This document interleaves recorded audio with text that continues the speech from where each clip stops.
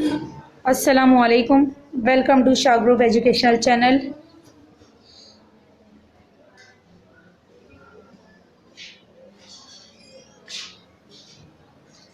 Class 9 Subject Computer. Chapter 1 है हमारे पास fundamental of computer. आज जो हम टॉपिक पढ़ेंगे वो हम इसी चैप्टर से पढ़ेंगे। तो चलते हैं अपने टॉपिक की तरफ। हमारा टॉपिक है डेफिनेशन ऑफ कंप्यूटर।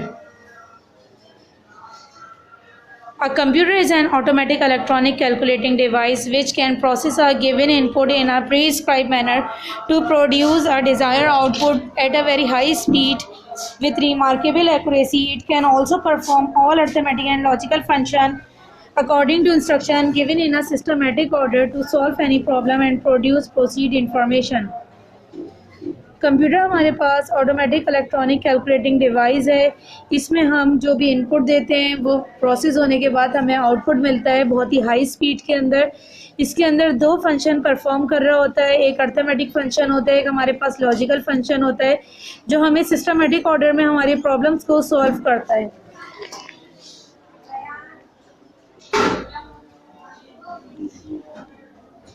MCQs देख लेते हैं इसी के हवाले से जो हमने अभी टॉपिक पढ़ा है अपना definition of computer. The word computer is drive from Latin word dash count calculate computer counter. तो इसमें हमारे पास आएगा कंप्यूटर। सेकंड हमारे पास जो टॉपिक है वो है ब्लॉक डायग्राम ऑफ CPU की ब्लॉक डायग्राम के बारे में हम पढ़ेंगे कि CPU होता क्या है। जिस तरह से इंसान की जिस्म के अंदर ब्रेन वर्क कर रहा होता है, इसी तरह से कंप्यूटर का जो ब्रेन होता है वो CPU होता है। CPU की full form central processing unit है। ये CPU की ब्लॉक डायग्राम है। इसमें हमारे पास आपके पास इसमें देखें हमने इसको तीन हिस्सों में डिवाइड किया है। एक कंट्रोल यूनिट है, एक अर्थमेटिक यूनिट है, एक मेमोरी यूनिट है। कंट्रोल यूनिट हमारे पास जो वर्क कर रहा होता है, हमारे तमाम प्रोसेस को कंट्रोल कर रहा होता है। जो भी हम कंप्यूटर को इंस्ट्रक्शन देते हैं कीबोर्ड के ज़रिए, माउस के ज़रिए, वो पहले कंट्रोल यूनिट में जाके प्रोसेस होता है और उसके बाद वो उसका हमें आउटपुट देता है। अर्थमेटिक लॉजिकल यूनिट में हम प्लस माइनस मल्टीप्लिकेशन डिवीजन जो भी मैथमेटिकल के जो भी हमारे पास ऑपरेशंस होते हैं वो हमारे पास अर्थमेटिकल लॉजिक यूनिट परफॉर्म कर रहा होता है। तीसरा हमारे पास मेमोरी यूनिट होता है जिसको हम प्राइमरी मेमोरी बोल रहे हैं। ये रैम और रोम हमारे पास लगी हुई होती है। इसके अंदर ये छोटे चिप होती है जो हमारे पास मौजूद होती है हमारे CPU के अंदर। ये हमारे पास वर्क कर रही होती है। रैम हमारे पास रैंडम एक्सेस मेमोरी होती है, रोम हमारे पास रीड ओनली मेमोरी होती है। एक हमारे पास टेम्परेरी मेमोरी है और दूसरी हमारे पास परमानेंट मेमोरी है। इसके बाद हमारे पास नीचे एरो बना हुआ है, आप देखिए इसमें सेकेंडरी स्टोरेज लिखा हुआ है। ये हमारे पास ट्रांसफ़र वाली मेमोरी होती है, ये आसानी से ट्रांसफ़र हो जाती है एक जगह से दूसरी जगह। अगर आपको इसको एक कंप्यूटर से दूसरे कंप्यूटर में मूव करना है तो USB के ज़रिए, हार्ड डिस्क के ज़रिए, फ्लॉपी के ज़रिए आप इसको एक जगह से दूसरी जगह मूव कर सकते हैं बहुत ही आसानी के साथ।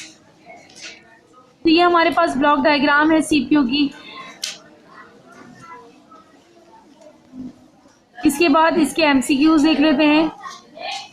The tangible components of a computer system are known as dash A software, B liveware, C firmware, D hardware. तो इसमें हमारे पास आएगा हार्डवेयर क्योंकि टेंजिबल कंपोनेंट्स हम फिजिकल पार्ट्स को बोलते हैं।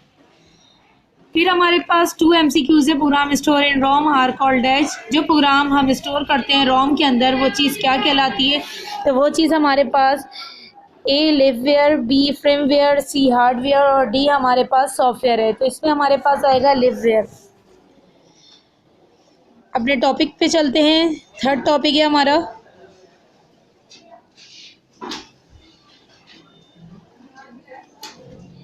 Classification of computer. कंप्यूटर की क्लासिफिकेशन के बारे में पढ़ेंगे अकॉर्डिंग टू साइज़ और capacity, according to purpose, according to data handling function. Computer को हमने 3 हिस्सों में क्लासिफाइड करा है। एक साइज़ के हिसाब से करा है, एक बाय पर्पस करा है और एक डेटा हैंडलिंग के हिसाब से करा है। बाय साइज़ में हमारे पास 4 तरह के कंप्यूटर्स होते हैं। सुपर कंप्यूटर है, मेन फ्रेम कंप्यूटर है, मिनी कंप्यूटर है और माइक्रो कंप्यूटर है। ये 4 कंप्यूटर हैं, ये अलग अलग डेटा को हैंडल कर रहे होते हैं। इसके अलावा हमारे पास 2 पर्पस होते हैं कंप्यूटर के। एक जनरल पर्पस कंप्यूटर होता है, एक स्पेशल पर्पस कंप्यूटर होता है। जनरल पर्पस कंप्यूटर हमारे पास जो वर्क करता है वो हमारे पास एक से ज़्यादा काम जो भी हम कर रहे हो आम वर्क के लिए यूज़ किया जाता है। और स्पेशल पर्पस कंप्यूटर वो कंप्यूटर होता है जो सिर्फ एक स्पेसिफिक वर्क के लिए यूज़ किया जाता है। इसके बाद हमारे पास डेटा हैंडलिंग वाले जो फंक्शंस वाले कंप्यूटर हैं वो हमारे पास 3 हैं। एक हमारे पास डिजिटल कंप्यूटर होता है, दूसरा हमारे पास एनालॉग कंप्यूटर होता है और तीसरा हमारे पास हाइब्रिड कंप्यूटर होता है। डिजिटल कंप्यूटर्स में हम डिजिट के ऊपर बात कर रहे होते हैं कि जिसमें हम डिजिट पे काम करें, वो वाला कंप्यूटर हमारे पास डिजिटल कंप्यूटर कहलाता है। इसमें हमारे पास 0 और 1 डिजिट यूज़ होते हैं, तो ये वाला हमारा कंप्यूटर जो होता है वो डिजिटल कंप्यूटर होता है। दूसरा हमारे पास एनालॉग कंप्यूटर फिजिकल क्वांटिटी को मेजर करने के लिए यूज़ किया जाता है। अब फिजिकल क्वांटिटी कोई सी भी हो सकती है, इलेक्ट्रिक करंट हो सकता है, वेट हो सकता है, ये फिजिकल क्वांटिटीज़ हैं जिसको मेजर करने के लिए हम एनालॉग कंप्यूटर यूज़ करते हैं। अब हाइब्रिड कंप्यूटर की बात कर लेते हैं।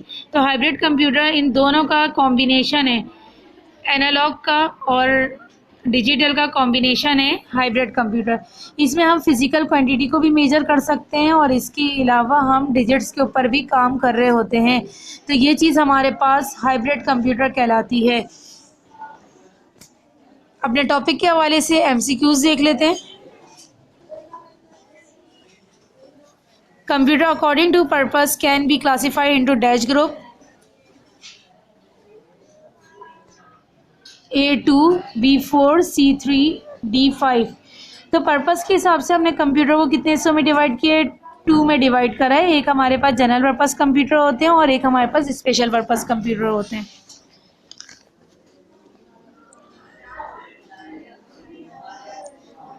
Thank you for watching.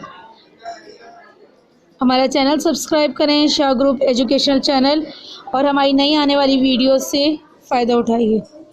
अल्लाह हाफिज़।